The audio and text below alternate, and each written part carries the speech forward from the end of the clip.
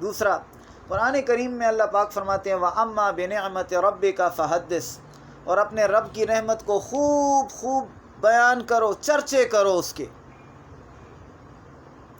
رب کی نعمتوں کے چرچے کرو۔ اب نبی علیہ السلام سے بڑی نعمت اس دنیا میں مسلمانوں کے لیے اور کیا کہ رب کا پیغام وہ لائے، رب کی پہچان وہ لائے، رب کا قرآن وہ لائے، رب کی شریعت وہ لائے۔ سب سے زیادہ اور کیا؟ تو سب سے زیادہ اپنے رب کی نعمت کا بیان کرو، چرچا کرو۔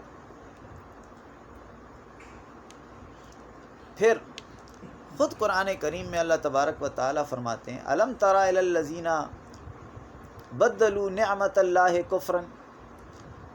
اس آیت کی تفسیر میں سیدنا عبداللہ ابن عباس رضی اللہ تعالیٰ عنہ فرماتے ہیں کہ اللہ کی نعمت کو بدلنے والوں سے مراد قریش کے کفار ہیں، اور حدیث کے راوی عمر فرماتے ہیں کہ وہ قریش تھے اور اللہ کی نعمت سے مراد محمد ہیں صلی اللہ علیہ وسلم۔ یہ بخاری شریف کی حدیث ہے۔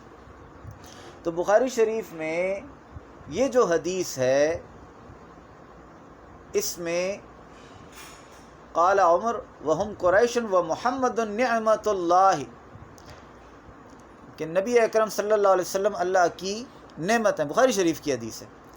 اور وہاں قرآن کریم میں اللہ تبارک و تعالیٰ فرماتے ہیں وَأَمَّا بِنِعْمَةِ رَبِّكَ فَحَدِّثْ، خوب خوب چرچے کرو اللہ کی نعمت کے۔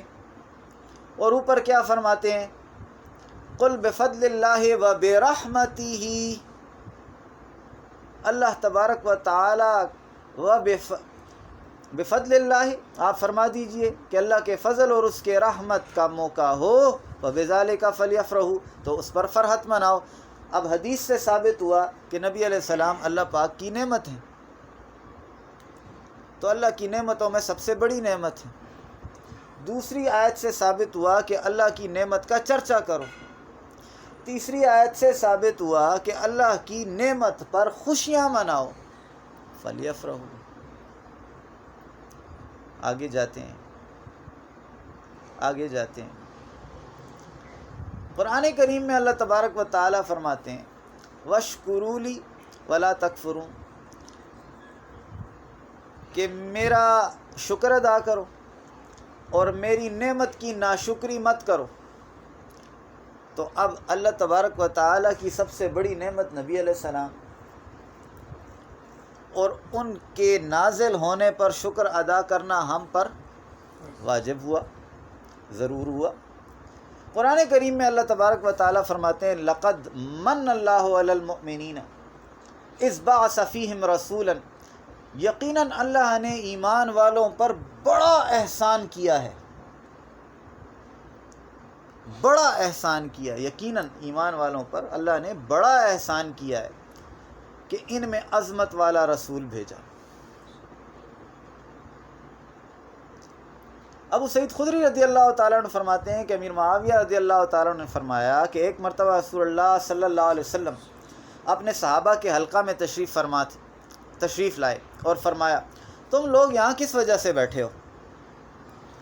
انہوں نے عرض کیا ہم اللہ کا ذکر کر رہے ہیں اور اس کا شکر ادا کر رہے ہیں کہ اس نے ہمیں اسلام کی ہدایت دی اور آپ کے ذریعے ہم پر احسان کیا، آپ کے ذریعے ہم پر احسان کیا۔ وَمَنَّ عَلَيْنَا بِكَ، فرمایا کیا اللہ کی قسم واقعی تم اسی وجہ سے بیٹھے ہو؟ انہوں نے عرض کیا اللہ کی قسم صرف اسی وجہ سے بیٹھے ہیں۔ فرمایا میں نے تم سے اللہ کی قسم اس لیے نہیں اٹھوائی کہ میں تم پر الزام لگا رہا تھا، بلکہ میرے پاس جبریل علیہ السلام آئے اور مجھے خبر دی کہ اللہ عز و جل تم لوگوں کی وجہ سے فرشتوں میں فخر کر رہا ہے کہ تم میرے اوپر فخر کر رہے ہو، تم لوگ میرے اوپر فخر کر رہے ہو، اس لیے اللہ تعالیٰ فرشتوں میں تمہارے اوپر فخر کر رہا ہے۔ اس حدیث کو امام نسائی نے بیان کیا، مسند امام احمد ابن حنبل میں ہے اور معجم الکبیر للطبرانی میں موجود ہے۔